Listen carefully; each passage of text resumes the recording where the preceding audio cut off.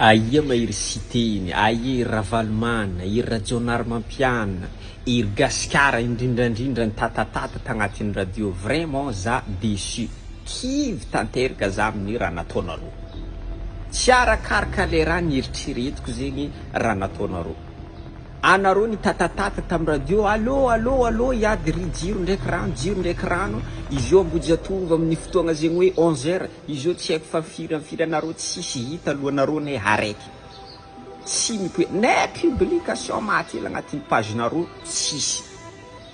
Olo jiaby fa samborin'olo magnaraka tany jiaby igny, erany Antananarivo jiaby igny anareo tsy hita, tsy hay aia tany misy anareo.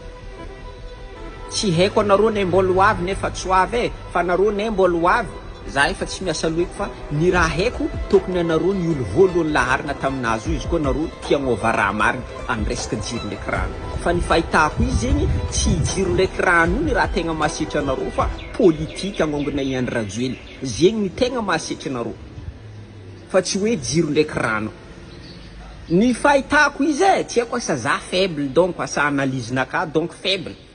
Fa ny fahitako izy zegny anareo miambigny olo voatifitry, misy olo maty, de meloko olo jiaby Antananarivo, olo jiaby amizay zegny miboaka, magnararotra amiziny amizay anareo miboaka, de agnongona i Andry Rajoelina amizay fa tsy hoe jiro ndraiky rano zegny ny raha manahirana anareo.